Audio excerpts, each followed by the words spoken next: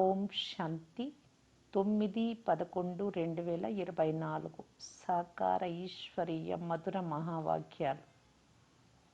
మధురమైన పిల్లలారా, పిల్లలైన మిమ్ములను భక్త ఆత్మల నుండి జ్ఞాని ఆత్మలుగా, పతితుల నుండి పావనంగా చేసేందుకు తండ్రి వచ్చారు.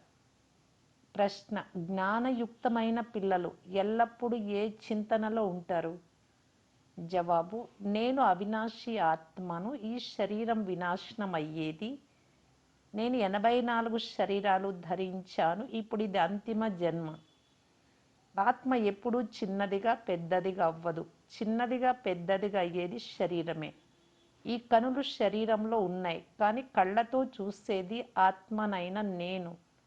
బాబా ఆత్మలకే జ్ఞాన 3వ నేత్రమునిస్తారు. వారు కూడా శరీరాన్ని ఆధారంగా తీసుకోనంత వరకు చదివించలేరు. ఈ విధంగా జ్ఞానయుక్తమైన పిల్లలు ఎప్పుడు ఇలాంటి చింతనే చేస్తారు. ఓం శాంతి. ఇలా అనింది ఎవరు? ఆత్మనే. అవినాశి ఆత్మ శరీరం ద్వారా అంటుంది. శరీరము మరియు ఆత్మలో ఎంత తేడా ఉంది? ఈ పంచతత్వాల శరీరము పెద్ద తోలు బొమ్మ వలె తయారవుతుంది. భలే చిన్నదిగా ఉన్న ఆత్మ కంటే ఎప్పుడు పెద్దదిగానే ఉంటుంది. మొదట చాలా చిన్నదిగా ఉన్న పిండము కొంచెం పెద్దదైనప్పుడు ఆత్మ అందులో ప్రవేశిస్తుంది. శరీరము పెద్దది అవుతూ అవుతూ ఇంత పెద్దదైపోతుంది. ఆత్మ చైతన్యమైనది కదా. ఆత్మ ప్రవేశించనంత వరకు శరీరం దేనికి పనికిరాదు. ఎంతో గొప్ప తేడా ఉంది. మాట్లాడేది, నడిచేది కూడా ఆత్మనే. అది ఎంతో సూక్ష్మమైన బిందువు. అది ఎప్పుడూ చిన్నదిగా పెద్దదిగా అవ్వదు, వినాశనం అవ్వదు. నేను అవినాశి ఆత్మను. శరీరం వినాశనం అయ్యేది అని ఇప్పుడు పరమాత్మ తండ్రి అర్థం చేయించారు. ఇందులో నేను ప్రవేశించి పాత్రను అభినయిస్తాను. ఈ విషయాల గురించి మీరు ఇప్పుడు మాత్రమే ఆలోచిస్తారు. ఇంతకుముందు మీకు ఆత్మ గురించి కానీ పరమాత్మ గురించి కానీ తెలియదు. కేవలం ఓ పరంపిత పరమాత్మ అని నామ మాత్రానికి అనేవారు. స్వయాన్ని ఆత్మగా భావించేవారు. తర్వాత ఎవరో మీరే పరమాత్మ అని అనేశారు. అలా తెలిపిన వారు ఎవరు? ఈ భక్తి మార్గపు గురువులు, శాస్త్రాలు. సత్యుగంలో ఇలా ఎవ్వరూ చెప్పరు. మీరు నా పిల్లలు అని ఇప్పుడు తండ్రి అర్థం చేయించారు. ఆత్మ సహజమైనది. శరీరము అసహజమైన మట్టితో తయారైనది. ఆత్మ ఉంటేనే శరీరం మాట్లాడుతుంది, నడుస్తూ ఉంటుంది. ఇప్పుడు పిల్లలైన ఆత్మలకు ఆ తండ్రి వచ్చి అర్థం చేయించారు. నిరాకార శివ బాబా ఈ సంగమ యుగంలోనే ఈ శరీరంలోకి వచ్చి వినిపిస్తూ ఉన్నారు. ఈ కళ్ళు శరీరంలోనే ఉంటాయి. ఇప్పుడు తండ్రి జ్ఞాన చక్షువునిస్తారు. ఆత్మలో జ్ఞానం లేకుంటే అజ్ఞాన చక్షువు అని అంటారు. తండ్రి వచ్చినప్పుడు మాత్రమే ఆత్మకు జ్ఞాన నేత్రము లభిస్తుంది. అంతా చేసేది ఆత్మని. ఆత్మ శరీరం ద్వారా కర్మ చేస్తుంది. ఇప్పుడు తండ్రి ఈ శరీరాన్ని ధరించి ఉన్నారు అని మీరు గ్రహించారు. తన రహస్యాన్ని కూడా తెలుపుతున్నారు. అంతేకాక సృష్టి ఆది మధ్య అంత్యాల రహస్యాన్ని కూడా తెలుపుతున్నారు. నాటకాన్ని గురించిన సంపూర్ణ జ్ఞానాన్ని కూడా ఇస్తున్నారు. మొదట మీకు కూడా ఏమీ తెలిసేది కాదు. అవును, ఇది నాటకమే. సృష్టి చక్రం తిరుగుతూ ఉంది, కానీ ఎలా తిరుగుతూ ఉందో ఎవ్వరికీ తెలియదు. రచయిత రచనల ఆది మధ్య అంత్యాల జ్ఞానం ఇప్పుడు మాత్రమే మీకు లభిస్తుంది. మిగిలినదంతా భక్తియే. తండ్రియే వచ్చి మిమ్మలను జ్ఞాని ఆత్మలుగా చేస్తున్నారు. మొదట మీరు భక్త ఆత్మలుగా ఉండేవారు. ఆత్మలైన మీరు భక్తి చేసేవారు. మీరు ఇప్పుడు జ్ఞానమును వింటున్నారు. భక్తిని అంధకారం అని అంటారు. భక్తి ద్వారా భగవంతుడు లభిస్తారు అని అనరు. భక్తి పాత్ర మరియు జ్ఞాన పాత్ర కూడా ఉంది అని తండ్రి అర్థం చేయించారు. భక్తి చేయనప్పుడు ఏ సుఖము లభించలేదు అని మీకు తెలుసు. భక్తి చేస్తూ మోసపోతూ ఉండేవారు. తండ్రి కోసం అన్వేషిస్తూ ఉండేవారు. యజ్ఞ తపాలు, దాన పుణ్యాలు మొదలైనవి చేస్తూ వెతుకుతూ మోసపోతూ అలసిపోయి విసిగిపోతారు అని మీరు అర్థం చేసుకున్నారు. దిగజారారు కనుక తమో ప్రధానంగా అయిపోయారు. అసత్య పనులు చేసి చీచీగా తయారయ్యారు. పతితులుగా కూడా అయ్యారు. పావనంగా అయ్యేందుకు భక్తి చేశారు అని కాదు. భగవంతుని ద్వారా పావనంగా అవ్వకుండా మనము పావన ప్రపంచానికి వెళ్ళలేము అని ఇప్పుడు మీరు తెలుసుకున్నారు. పావనంగా అవ్వకుండా భగవంతునితో కలవలేము, అందుకే వచ్చి పావనంగా చేయమని భగవంతుణ్ణి వేడుకున్నారు. పతితులే పావనంగా అయ్యేందుకు భగవంతునితో మిలనం చేస్తారు. పావనులతో భగవంతుడు కలవరు, దేవతలతో. సత్యుగంలోని లక్ష్మీనారాయణలతో భగవంతుడి మిలనం చేస్తారా? భగవంతుడే వచ్చి పతితులైన మిమ్ములను పావనంగా చేస్తారు. తర్వాత మీరు ఈ శరీరాన్ని వదిలేస్తారు. పావనంగా అయితే ఈ తమో ప్రధాన పతిత సృష్టిలో ఉండలేరు. తండ్రి మిమ్ములను పావనంగా చేసి అదృశ్యమవుతారు. డ్రామాలో వారి పాత్రే అద్భుతమైనది. కళ్ళకు ఆత్మ కనిపించదు. ఒకవేళ ఆత్మ సాక్షాత్కారమైనా అర్థం చేసుకోలేరు. వీరు ఫలానా వారు అని అందరి గురించి తెలుసుకోగలరు, స్మృతిస్తారు. ఫలానా వారిది చైతన్యంలో సాక్షాత్కారం చేసుకోవాలి అని కోరుకుంటారు. ఇంకేమీ లక్ష్య పెట్టరు. సరే, చైతన్యంగా సాక్షాత్కారం అవుతారు అనుకోండి. ఏ దేవతలను కోరుకుంటే వారు. ఆ తర్వాత ఏమవుతుంది? సాక్షాత్కారమై మళ్ళీ అదృశ్యమైపోతారు. అల్పకాల క్షణభంగుర సుఖం పొందే ఆశ పూర్తి అవుతుంది. దానిని అల్పకాల క్షణభంగుర సుఖమని అంటారు. సాక్షాత్కారం కావాలి అనే కోరిక ఉండేది, అది పూర్తి అయింది. కానీ ఇక్కడ ముఖ్యమైన విషయం ఏమిటంటే, పతితుల నుండి పావనంగా అయితే దేవతలుగా అవుతారు, అనగా స్వర్గంలోకి వెళ్తారు. శాస్త్రాలలో కల్పము లక్షల సంవత్సరాలు అని వ్రాశారు. కలియుగం ఇంకా 40,000 సంవత్సరాలు ఉందని భావిస్తారు. కానీ వాస్తవానికి కల్పమంతా కలిసి 5,000 సంవత్సరాలే అని తండ్రి తెలిపిస్తూ ఉన్నారు. కనుక మానవులు అంధకారంలో ఉన్నారు కదా, దీనినే గాఢాంధకారం అని అంటారు. జ్ఞానం ఎవ్వరిలోనూ లేదు, అదంతా భక్తి. రావణుడు వచ్చినప్పటి నుండే భక్తి ప్రారంభమైంది. తండ్రి జ్ఞానంతో వస్తారు. తండ్రి నుండి ఒక్కసారి మాత్రమే జ్ఞాన వారసత్వం లభిస్తుంది, పదే పదే లభించదు. అక్కడ మీరు ఎవ్వరికీ జ్ఞానం ఇవ్వరు. స్వర్గంలో అవసరమే లేదు. అజ్ఞానంలో ఉన్న వారికే జ్ఞానం లభిస్తుంది. తండ్రిని గురించి ఎవ్వరికీ తెలియదు. వారిని నిందించకుండా మాట్లాడరు. ఈ విషయం కూడా పిల్లలైన మీరిప్పుడు తెలుసుకున్నారు. ఈశ్వరుడు సర్వవ్యాపి కాదు అని మీరంటారు. మనుషులు ఆత్మలైన మనకు తండ్రి, వారేమో పరమాత్మ రాళ్ళు రప్పలలో ఉన్నారు అని అంటారు.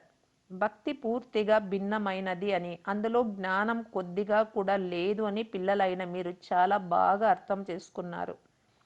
సమయం పూర్తిగా మారుతోంది. భగవంతుడి పేరు కూడా మారిపోతుంది. తర్వాత మనుషుల పేరు కూడా మారుతుంది. మొదట దేవతలు, తర్వాత క్షత్రియులు, వైశ్యులు, శూద్రులు అని అంటారు. వారు దైవీ గుణాలు కల మానవులు. వీరు అసురీ గుణాలు ఉండే మనుష్యులు. పూర్తి చీచీగా, అసహ్యంగా, మురికిగా ఉన్నారు. గురు నానక్ కూడా పరమాత్ముణ్ణి అశంక్ చోర్ అని అన్నారు. మనుషులను ఎవరినైనా అశంక్ చోర్ అనగా కోరికల దొంగ అని అంటే వెంటనే ఎందుకు ఇలా తిడుతున్నారు అని అంటారు. ఇవన్నీ అసురీ సంప్రదాయాలు అని తండ్రి అంటున్నారు. రావణ సంప్రదాయం ఏదో, రాముడి సంప్రదాయం ఏదో తండ్రి మీకు స్పష్టపరచి తెలుపుతున్నారు. గాంధీజీ కూడా మాకు రామరాజ్యం కావాలని అనేవారు. రామరాజ్యంలో అందరూ నిర్వికారులుగా ఉంటారు. రావణ రాజ్యంలోని వారంతా వికారులుగా ఉన్నారు. దీని పేరే వేశ్యాలయము, రౌరవ నరకం. ఇప్పటి మానవులు విషయ వైతరణి నదిలో ఉన్నారు. మనుష్యులు, జంతువులు అందరూ సమానంగా ఉన్నారు. మనుషులకి ఏ మహిమ లేదు. 5 వికారాలపై పిల్లలైన మీరు విజయం పొంది మనుషుల నుండి దేవతా పదవిని పొందుతారు. మిగిలిన వారంతా సమాప్తమైపోతారు. దేవతలను సంపూర్ణ నిర్వికారులు అని, అసురులను సంపూర్ణ వికారులని అంటారు. దేవతలు 16 కళా సంపూర్ణులు. మనుషులలో ఏ కళలు లేవు. అందరూ కళా విహీనమైన వారు. ఇప్పుడు ఈ తండ్రి కూర్చొని పిల్లలకు అర్థం చేయిస్తున్నారు. పాత అసురీ ప్రపంచాన్ని పరివర్తన చేసేందుకు తండ్రి వస్తారు.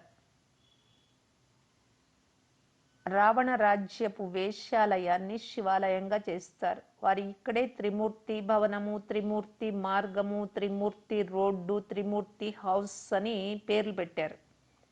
ఇంతకుముందు ఈ పేర్లేవి ఉండేవి కావు. ఇప్పుడేం జరగాలి?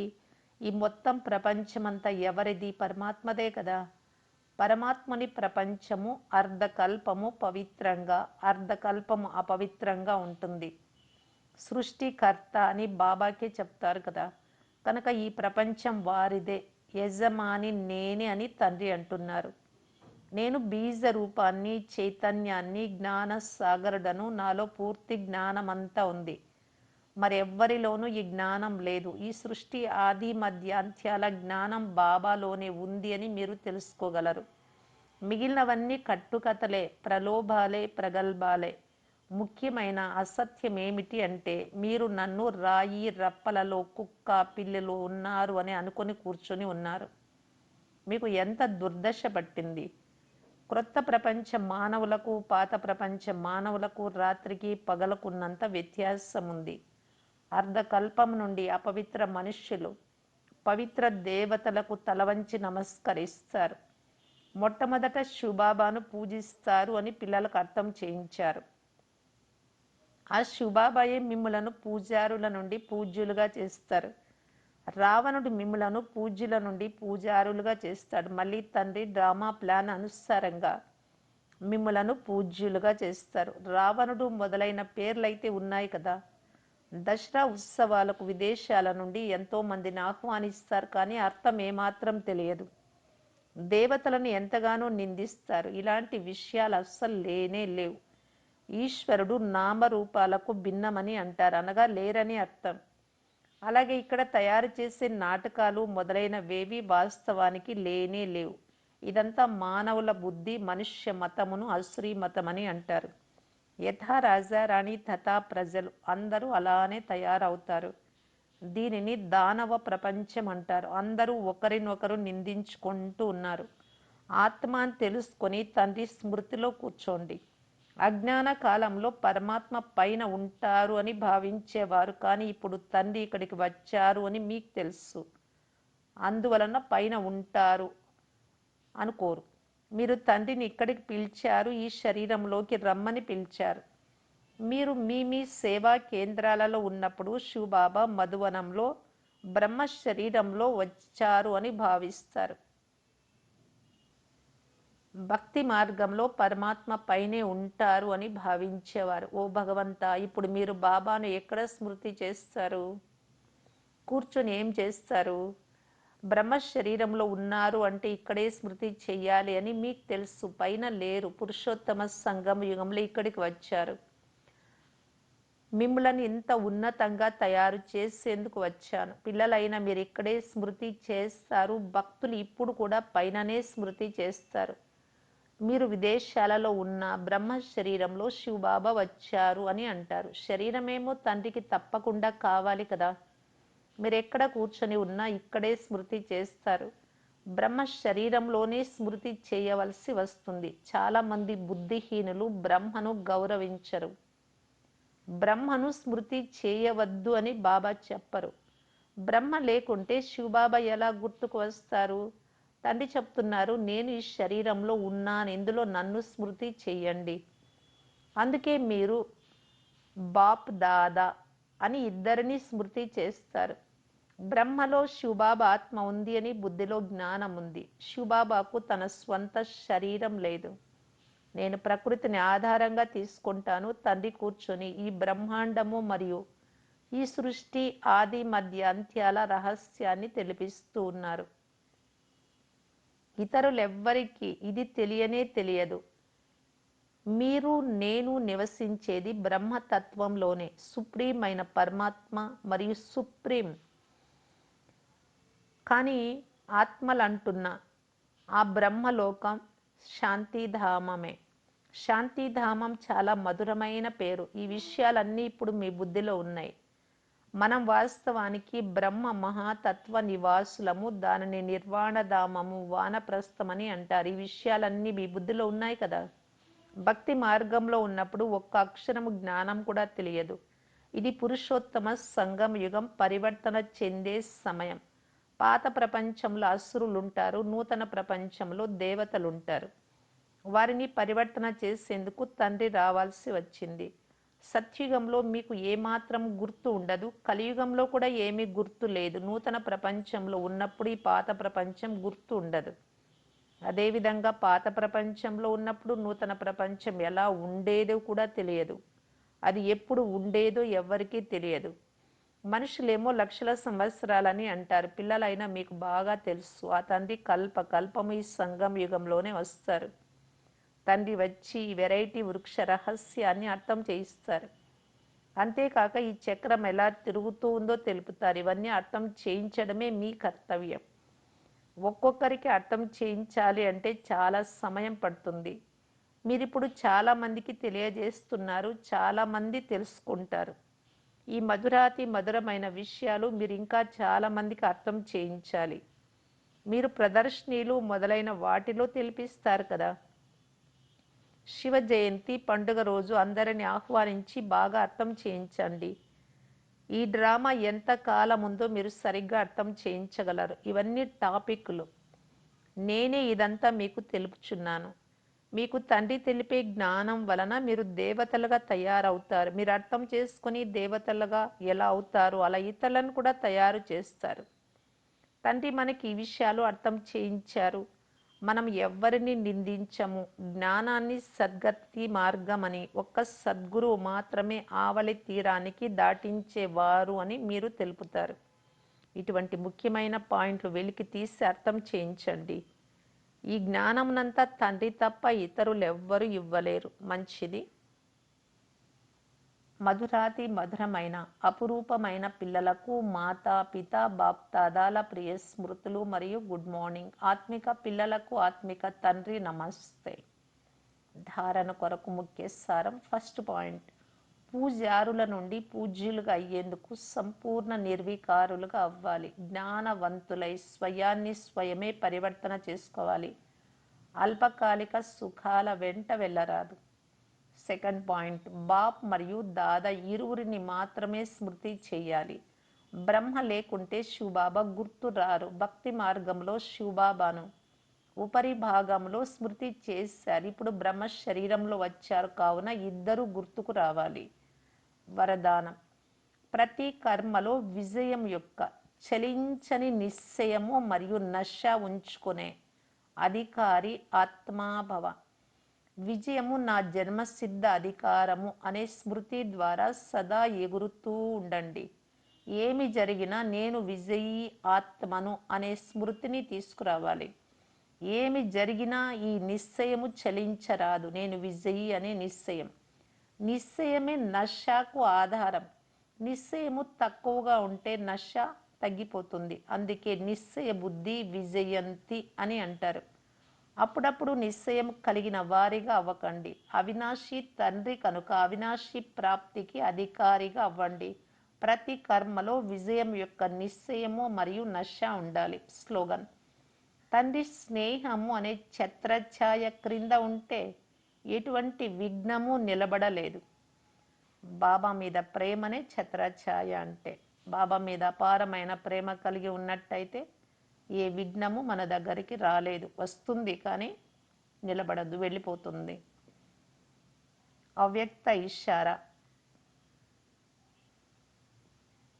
స్వసేవ మరియు సర్వుల సేవ కంబైన్డ్ రూపంలో చేస్తూ సఫలత మూర్తిగా కావటానికి బాప్దాదా తెలియజేస్తూ ఉన్నారు.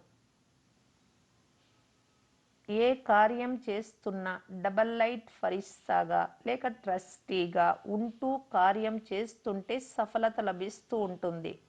సత్యమైన మనస్సుకు సాహెబ్ రాజీ కాగలరు. చేయించేవారు చేయిస్తున్నారు, నేను నిమిత్తంగా ఉండి చేయిస్తున్నాను అనే భావనతో చేస్తూ ఉంటే ఆత్మశక్తి అనుసారం సేవలో ఫలం లభిస్తుంది. బాబా చేయిస్తున్నారు అంటే బాబా సర్వశక్తివంతుడు. ఒక్క శ్రేష్ఠ సంకల్పము లేక ఒక కర్మకు కూడా లెక్కలేనంత ఫలం తండ్రి ద్వారా ప్రాప్తి కాగలదు. ఓం శాంతి.